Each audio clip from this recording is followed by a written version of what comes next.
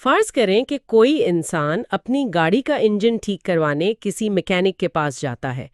Engine تو ٹھیک ہو جاتا ہے، لیکن واپسی پر پتہ چلتا ہے کہ غلطی سے گاڑی کے ریڈیو کا اسٹیشن ہمیشہ کے لیے بدل گیا ہے۔ اچھا، اسٹیشن ہی بدل گیا ہے۔ ہاں، مطلب اب وہاں پرانے پسندیدہ گانے نہیں چل رہے، بلکہ کوئی بالکل ہی نیا اسٹیشن چل رہا ہے جس کو بند بھی نہیں کیا جا سکتا۔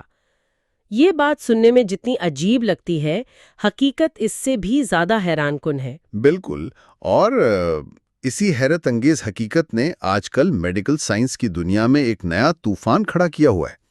یعنی انسان ایک چھوٹی سی تبدیلی کی امید میں کوئی علاج شروع کرتا ہے، اور نتیجے میں اسے ایک بالکل نیا اور بعض اوقات پریشان کر دینے والا تجربہ ملتا ہے۔ صحیح، تو آج کے اس تفصیلی جائزے میں ہم انہی دوائیوں کو سمجھنے کی کوشش کر رہے ہیں جنہیں سائنس کی زبان میں GLP-1 ریسپٹر ایگونسٹس کہا جاتا ہے۔ عام طور پر لوگ انہیں اوزیمپک، ویگووی یا مونجارو کے نام سے جانتے ہیں۔ یعنی عام طور پر یہی سمجھا جاتا ہے کہ یہ دوائیاں صرف وزن کم کرنے اور ڈائبٹیز کے علاج کے لیے ہیں۔ لیکن اس گفتگو کا اصل مقصد یہ جاننا ہے کہ کیا وزن کم کرنے والی یہ جادوئی دوائیں انسانی ذہنی صحت پر یعنی مینٹل ہیلتھ پر بھی کوئی گہرا اثر ڈال رہی ہیں؟ یہ جاننا انتہائی ضروری ہے۔ دیکھیں، جب کوئی دوائی دنیا بھر میں اس قدر مقبول ہو جائے کہ ہر جگہ اسی کا چرچا ہو، تو اس کے ان اثرات کو پرکھنا لازمی ہو جاتا ہے جو شروعاتی تحقیق میں پوری طرح سامنے نہیں آئے تھے۔ ویسے ہم جس تحقیقی مقالے کو اپنی آج کی بحث کی بنیاد بنا رہے ہیں، وہ 2023 میں برین سائنسز نام کے جریدے میں شائع ہوا تھا۔ ہاں، اور اس تحقیق کی سب سے دلچسپ بات اس کا طریقہ کار ہے۔ انہوں نے ایک مکسڈ میتھڈز اپروچ استعمال کی۔ مطلب انہوں نے کسی لیبارٹری میں بیٹھ کر صرف اعداد و شمار اکٹھے نہیں کیے؟ بالکل نہیں، بلکہ آرٹیفیشل انٹیلیجنس کی مدد سے آن لائن کمیونٹیز اور سوشل میڈیا کی بحث کا تجزیہ کیا تاکہ عوام کے تجربات کو براہ راست سمجھا جا سکے۔ اور واقعی انہی آن لائن پلیٹ فارم سے اصل کہانی کی جھلک ملتی ہے۔ ان دواؤں کے ذہنی اثرات کا انکشاف کسی بند کمرے کی ریسرچ سے نہیں ہوا تھا۔ اس کا پتہ وہاں سے چلا جہاں لوگ کھل کر اپنی پریشانیاں شیئر کرتے ہیں۔ صحیح کہہ رہی ہیں۔ اے آئی نے جب ہزاروں کامنٹس کا تجزیہ کیا تو نمبرز کچھ اس طرح تھے۔ ریڈٹ کے 12,136 کامنٹس تھے، یوٹیوب کے 14,515 اور ٹک ٹاک کے تقریباً 17,059 کامنٹس کو پرکھا گیا۔ اوہ واو، اتنے زیادہ کامنٹس! اور وزن کم ہونے کے علاوہ جو ذہنی مسائل سب سے زیادہ ڈسکس ہو رہے تھے، ان میں نیند یا انسومنیا کے 620 کامنٹس تھے اور بے چینی یا انزائٹی کے 353 کامنٹس تھے۔ اس کے علاوہ مایوسی یا ڈپریشن کے بھی 204 کامنٹس شامل تھے۔ یہاں جو تجزیہ سامنے آیا وہ حیران کن تھا، کیونکہ لوگ بالکل متضاد تجربات بیان کر رہے تھے۔ ایک طرف وہ لوگ تھے جنہوں نے اس دوائی کو ایک گیم چینجر قرار دیا۔ اچھا، گیم چینجر کس حوالے سے؟ مقالے میں ایک شخص کا واقعہ شیئر کیا گیا جس نے لکھا کہ اس دوائی نے نہ صرف اس کا وزن کم کیا بلکہ اس کی انزائٹی اور PTSD کی علامات کو اس قدر بہتر کر دیا کہ اس نے اپنے ڈاکٹر سے اینٹی انزائٹی دوائیاں چھوڑنے کی گزارش کی۔ یعنی دوا چھوڑنے کی نوبت آ گئی؟ ہاں، اس شخص کے الفاظ تھے کہ میرا نارمل تو اندھیروں میں جینا تھا، لیکن اب میں عام لوگوں کی طرح محسوس کرتا ہوں۔ لیکن ویٹ، یہاں ایک مسئلہ ہے میری سمجھ میں۔ اگر کسی کا وزن کم ہو رہا ہے اور وہ آئینے میں خود کو بہتر دکھتا ہوا محسوس کر رہا ہے تو ظاہر ہے اس کا موڈ تو بہتر ہوگا ہی۔ یہی تو پوائنٹ ہے۔ تو پھر میں یہ سوچ رہی تھی کہ کیا یہ صرف وزن کم ہونے کی خوشی ہے یا یہ دوائی واقعی سیدھا دماغ کے اندر جا کر اپنی کیمسٹری دکھا رہی ہے؟ یہاں آ کر بات واقعی بہت دلچسپ ہو جاتی ہے۔ یہ بالکل وہی الجھن ہے جس پر ان ریسرچرز نے سب سے زیادہ غور کیا۔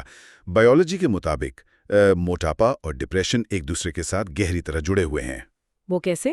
موٹاپے کی وجہ سے جسم میں جو سوزش یعنی انفلیمیشن پیدا ہوتی ہے وہ براہ راست مینٹل ہیلتھ کو متاثر کرتی ہے۔ تو جب وزن کم ہوتا ہے تو انفلیمیشن بھی کم ہوتی ہے اور موڈ آٹومیٹکلی بہتر ہوتا ہے۔ صحیح، لیکن کامنٹ سے لگتا ہے کہ اثر صرف وزن کم ہونے کی خوشی تک محدود نہیں تھا۔ ایک صارف نے یہاں تک لکھا کہ یہ دوائی بالکل ویسا محسوس کرواتی ہے جیسا لوگ کہتے ہیں کہ اینٹی ڈپریسنٹس کا اثر ہونا چاہیے۔ بالکل، یعنی یہ بہتری اتنی فوری اور اتنی گہری تھی کہ اسے صرف آئینے میں اچھا دکھنے کی خوشی نہیں کہا جا سکتا۔ اچھا، اگر یہ دوائی وزن کم کر کے اور PTSD ختم کر کے لوگوں کو اتنا فائدہ پہنچا رہی ہے تو پھر انہی on line forums per panic attacks اور شدید ڈپریشن کی شکایتیں کیوں اتنی عام ہیں؟ یہ ایک بہت ضروری سوال ہے۔ آخر اس دوائی کا ایک تاریخ پہلو بھی تو سامنے آنا شروع ہو گیا ہے نا؟ تحقیق میں ریڈٹ پر ایسے دردناک واقعات بیان کیے گئے ہیں جہاں لوگوں نے شدید اینزائٹی کی شکایت کی۔ ہاں، ایک مثال تو واقعی رونگٹے کھڑے کر دینے والی تھی۔ واقعی ایک صارف نے بتایا کہ ویگووی لینے کے چند ہفتوں بعد اس پر اتنی مایوسی اور ڈپریشن طاری ہو گئی کہ اس نے اپنے کمرے سے نکلنا ہی بند کر دیا، یہاں تک کہ اپنے بچوں کے ساتھ وقت گزارنا بھی چھوڑ دیا، اور آخرکار اسے دوائی چھوڑنی پڑی۔ اس سے بھی زیادہ سنگین ایک اور واقعہ تھا جو ایک یوزر نے اپنے ایکس پارٹنر کے حوالے سے بیان کیا۔ اس پارٹنر کو پہلے سے بائیپولر ڈس آرڈر تھا، جس کی اطلاع شاید اس نے اپنی ڈاکٹر کو نہیں دی تھی۔ اوہ، تو پھر اس دوا کا کیا ری ایکشن ہوا؟ اس دوائی کے استعمال کے بعد اس شخص کے غصے اور عجیب حرکات میں اس قدر اضافہ ہوا کہ نوبت توڑ پھوڑ اور شدید تشدد تک پہنچ گئی۔ باپ رے، یہ تو بہت خطرناک ہے۔ یہ واقعات اس حقیقت کو واضح کرتے ہیں کہ یہ انجیکشن صرف معدے میں نہیں رکتا، بلکہ اس کا اثر ہمارے نروس سسٹم پر انتہائی گہرا ہوتا ہے۔ بالکل صحیح۔ مجھے اسی چیز کو سمجھنا ہے کہ آخر یہ ہو کیسے رہا ہے۔ یہ دوائی لگتی تو جسم میں ہے، تو دماغ میں اس کا کیا کام؟ ان دوائیوں میں ایسا کیا ہے جو اچانک پینک اٹیکس اور اتنی شدید مایوسی کو جنم دے رہا ہے؟ دیکھیں، اس کو سمجھنے کے لیے ہمیں معدے اور دماغ کے درمیان ہونے والی گفتگو کو دیکھنا ہوگا۔ ہمارے جسم میں ایک ویگس نرو ہوتی ہے۔ اچھا، ویگس نرو؟ ہاں، اس نرو کو آپ دماغ اور معدے کے درمیان ایک انتہائی مصروف ٹیلی فون لائن یا ہائی وے سمجھ لیجئے۔ دوائی تو معدے میں جاتی ہے، لیکن اس ٹیلی فون لائن کے ذریعے دماغ کو براہ راست سگنلز ملنا شروع ہو جاتے ہیں۔ صحیح، تو دماغ کو کیا پیغام ملتا ہے؟ سب سے پہلا اور اہم مسئلہ بلڈ شوگر کا ہے۔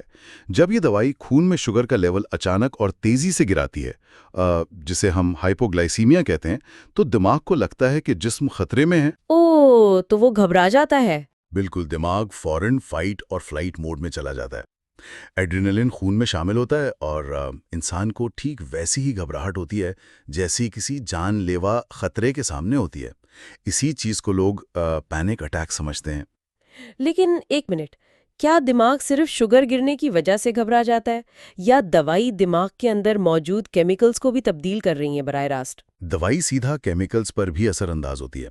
سائنس یہ ثابت کر چکی ہے کہ GLP-1 ریسپٹرز صرف ہضمے کے نظام میں نہیں، بلکہ دماغ کے ان حصوں میں بھی ہوتے ہیں جو ہمارے جذبات اور موڈ کو کنٹرول کرتے ہیں۔ یعنی جہاں ہماری فیلنگز بنتی ہیں۔ ایگزیکٹلی۔ یہ دوائی دماغ میں GABA نیورو ٹرانسمیشن کے نظام کو چھیڑتی ہے۔ اب اسے اس طرح سمجھیں، گابا کو دماغ کا بریک پیڈل سمجھ لیجئے۔ اچھا، بریک پیڈل؟ ہاں، جب دماغ بہت تیزی سے سوچتا ہے یا انسان بے چین ہوتا ہے تو گابا اسے سلو ڈاؤن کرتا ہے اور پرسکون بناتا ہے۔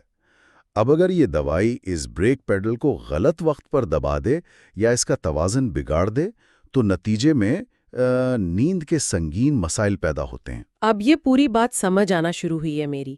جب انجن کے بریک پیڈل کو اس طرح چھیڑا جائے گا تو کہیں نہ کہیں شخصیت کی رفتار بھی تو متاثر ہوگی نا؟ بالکل۔ اور یہیں سے کہانی اس مقام پر پہنچتی ہے جو مجھے اس پوری تحقیق کا سب سے حیرت انگیز حصہ لگا، یعنی فوڈ نوائز اور عادات کا اچانک رک جانا۔ عام سننے والوں کے لیے سمجھنا ضروری ہے کہ فوڈ نوائز آخر ہے کیا؟ ہاں، یہ بہت دلچسپ کانسیپٹ ہے۔ یہ وہ آوازیں ہیں جو ہر وقت انسان کے دماغ میں گونجتی ہیں، جیسے ابھی کیا کھاؤں، فریج میں کیک بچا ہے یا نہیں، برگر آرڈر کر لوں۔ تحقیق میں لوگوں نے بتایا کہ ان دوائیوں نے اس دماغی شور کو بالکل خاموش کر دیا۔ لیکن سب سے بڑا جھٹکا تب لگا جب پتہ چلا کہ صرف کھانے کا شور نہیں رکا۔ ہاں وہی نا، بلکہ شراب نوشی اور سگریٹ اور یہاں تک کہ آن لائن شاپنگ کرنے کی جو بے قابو عادتیں تھیں وہ بھی اچانک ایسے ختم ہو گئیں جیسے کسی نے دماغ کا سوئچ ہی بند کر دیا ہو۔ بالکل۔ ایک صارف کا جملہ سب سے زیادہ واضح تھا۔ اس نے لکھا کہ مجھے اب شاپنگ یا شراب سے وہ انعام محسوس نہیں ہوتا۔ دیکھیں، یہ کوئی جادو نہیں ہے، بلکہ یہ ہمارے ڈوپامینرجک ریوارڈ سسٹم پر پڑنے والا اثر ہے۔ انسان کے دماغ میں ایک مکمل نظام ہے جو ڈوپامین نام کے کیمیکل پر چلتا ہے۔ اسے ہم جسم کا انعامی نظام بھی تو کہہ سکتے ہیں نا؟ بالکل، جب کوئی اچھا کھانا کھاتا ہے یا کوئی مہنگی چیز خریدتا ہے تو ڈوپامین دماغ میں خوشی اور مزہ پیدا کرتا ہے۔ یہ دوائی خاص طور پر سیماگلوٹائڈ اس ڈوپامین کے بہاؤ کو کنٹرول کرتی ہے۔ اچھا، تو دماغ کو خوشی ملنا بند ہو جاتی ہے؟ ہاں، جب دماغ کو کھانے سے وہ مزہ ملنا بند ہوتا ہے تو اس کے ساتھ دوسری عادات جیسے شاپنگ یا الکوہول سے ملنے والی کک بھی بند ہو جاتی ہے۔ ویٹ، تھوڑا رکیے۔ اگر دوائی نے دماغ کا ریوارڈ سسٹم ہی بند کر دیا اور کسی کو اپنی پسندیدہ چیزوں سے خوشی ہی نہیں مل رہی، تو کیا اس کا مطلب یہ ہے کہ انسان ایک زومبی بن رہا ہے جسے کسی چیز میں مزہ نہیں آ رہا؟ یہ ایک بہت جائز پریشانی ہے۔ یہ تو ایک خطرناک سائیڈ ایفیکٹ لگ رہا ہے مجھے۔ فائدہ تو نہیں لگ رہا۔ زندگی کا مزہ تو انہی چھوٹی چھوٹی خوشیوں میں ہے نا۔ اگر کسی کو پسندیدہ کھانے سے یا دوستوں کے ساتھ وقت گزارنے سے خوشی ہی محسوس نہ ہو تو ایسی دوائی کا کیا فائدہ؟ یہ بالکل باجہ تشویش ہے اور اس پر تحقیق کرنے والے سائنسدان دو حصوں میں بٹے ہوئے ہیں۔ دیکھیں، یہ ایک اسپیکٹرم ہے پورا۔ ان لوگوں کے لیے جن کی زندگیاں کسی بے قابو عادت یا نشے کی وجہ سے تباہ ہو چکی تھیں، ان کے لیے یہ ڈوپامین کا رکنا کسی معجزے سے کم نہیں۔ یعنی جو کسی ایڈکشن کا شکار تھے؟ ہاں، وہ سالوں سے بے اختیار عادت کے غلام تھے اور اب انہیں ایک آزادی محسوس ہو رہی ہے۔ لیکن ان لوگوں کا کیا جو بالکل نارمل تھے؟ صحیح بات ہے۔ نارمل لوگوں کے لیے یہ دوائی اکثر اینہیڈونیا پیدا کرتی ہے۔ اینہیڈونیا؟ ہاں۔ یہ کیا بیماری ہے؟ اینہیڈونیا کا مطلب ہے زندگی کی عام خوشیوں کو محسوس کرنے کی صلاحیت کا ختم ہو جانا۔ تحقیق میں لوگوں نے شدت کی تھکاوٹ اور کسی کام میں دل نہ لگنے کی جو شکایت کی ہے، وہ دراصل اسی ریوارڈ سسٹم کے سن ہو جانے کا نتیجہ ہے۔ او اچھا، اور اس سب کے باوجود جب کسی کو یہ بتایا جائے کہ ایک دوائی موٹاپا بھی ختم کرتی ہے اور آپ کی تمام بری عادتوں کو بھی روک سکتی ہے، تو پھر ظاہر ہے دنیا بھر میں اسے حاصل کرنے کی ایک دوڑ لگ جاتی ہے۔ اور یہیں سے اصل دنیا کے مسئلے شروع ہوتے ہیں۔ بالکل، یہیں سے دستیابی کا بحران اور ہیلتھ کیئر سسٹم کے مسائل سامنے آتے ہیں۔ تحقیق کے مطابق دوا کے سائیڈ ایفیکٹس جیسے متلی، الٹیاں یا انسومنیا اپنی جگہ پریشان کن ہیں، لیکن انٹرنیٹ پر سب سے زیادہ درد اور شور اس دوائی کو حاصل کرنے کی جدوجہد کے بارے میں تھا۔ اور اسی مسئلے نے سماجی سطح پر ایک نیا تناؤ پیدا کر دیا ہے۔ ان دوائیوں کی سپلائی ویسے ہی محدود ہے اور بنائی یہ ٹائپ 2 ڈائبٹیز کے مریضوں کے لیے گئی تھیں۔ تو پھر عام لوگوں تک کیسے پہنچ گئیں؟ جب وزن کم کرنے کی جادوئی خبر پھیلی تو ان لوگوں نے بھی اسے خریدنا شروع کر دیا جنہیں عملاً کوئی خطرناک بیماری نہیں تھی، بلکہ انہیں صرف کاسمیٹکلی بہتر دکھنا تھا۔ اچھا، یعنی صرف آئینے میں اچھا لگنے کے لیے؟ ہاں، اس سے سپلائی چین متاثر ہوئی اور وہ لوگ دوا سے محروم ہونے لگے جن کی زندگیاں واقعی اس پر منحصر ہیں۔ مقالے میں موجود ایک واقعہ اس پورے نظام کی ناکامی کا بہت بڑا ثبوت دیتا ہے۔ ایک ایسے مریض کی مثال شامل کی گئی ہے جسے ہاشیموٹوز کی بیماری تھی اور ساتھ میں سلیپ ایپنیا اور پری ڈائبٹیز جیسے سنگین مسائل بھی تھے۔ منجارو نامی دوائی نے حقیقی معنوں میں اس کی جان بچائی، اس کا وزن بھی کم ہوا اور سانسیں بھی بہتر ہوئیں۔ لیکن انشورنس کا مسئلہ آ گیا ہوگا؟ بالکل، اس کی انشورنس کمپنی بلو کراس بلو شیلڈ نے دوا کی قیمت ادا کرنے سے صاف انکار کر دیا، اور وجہ جانتے ہیں کیا تھی؟ کیا وجہ تھی؟ وجہ یہ تھی کہ اس مریض کی فائل پر ٹیکنیکلی ٹائپ 2 ڈائبٹیز کا کوڈ یا لیبل نہیں لگا ہوا تھا، جبکہ اس دوا کی عام قیمت قریب $1700 تک ہے ایک مہینے کی۔ کوئی بھی عام انسان ہر مہینے اتنی بڑی رقم کیسے دے سکتا ہے؟ یہ واقعی بہت افسوسناک ہے، اور یہی وجہ ہے کہ ریڈٹ اور ٹک ٹاک پر کیے گئے کامنٹس میں ہمیں غصہ اور بے بسی نظر آتی ہے۔ یہاں یہ واضح کرنا بھی ضروری ہے کہ ہم کسی نظام کی حمایت نہیں کر رہے۔ بالکل، ہم صرف فیکٹس بتا رہے ہیں جو مقالے میں بیان ہوئے۔ ہاں، عوام کا یہ غصہ ان دوا ساز کمپنیوں پر اور منافع خور ڈاکٹرز پر ہے جو بغیر اشد ضرورت کے دوائیں تجویز کر رہے ہیں، اور ان انشورنس والوں پر بھی جو انسانی جان کی ضرورت کو کسی ڈائگنوسس کوڈ سے تولتے ہیں۔ آن لائن بحث میں تو لوگوں کا صاف کہنا تھا کہ یہ دوا وزن کم کرنے کا کوئی فیشن ٹرینڈ نہیں ہے، یہ ان لوگوں سے جینے کا حق چھیننا ہے جن کی بیماریاں اس دوائی کے بغیر انہیں مار دیں گی۔ صحیح، اور آخر میں اس کا نتیجہ کیا نکلتا ہے؟ نتیجہ یہ نکلتا ہے کہ ہم ایک ایسے دور میں آ گئے ہیں جہاں امیر لوگ اور استطاعت رکھنے والے لوگ صرف اپنے ظاہری حسن کے لیے وہ دوائیں دھڑا دھڑ خرید رہے ہیں جو اصلی بیماروں کو دستیاب ہی نہیں۔ اور ایک طرف مریض اپنی بیماری سے تڑپ رہا ہے، جبکہ دوسری طرف ہیلتھ سسٹم اور انشورنس کمپنیز اس پر دروازے بند کر رہی ہیں۔ تو یہ سطح کا بحران صرف سپلائی کا مسئلہ تھوڑی ہے، یہ تو پورا اخلاقیات کا مسئلہ بن چکا ہے نا۔ اور اس مسلسل کشمکش میں جس چیز کا سب سے زیادہ نقصان ہوتا ہے وہ پھر سے مریض کی ذہنی صحت ہی ہے۔ یہ ایک لمبا چکر ہے، پہلے موٹاپے کا ذہنی دباؤ اور پھر دوائی ڈھونڈنے کا عذاب، اوپر سے انشورنس کے انکار کی مایوسی۔ بالکل۔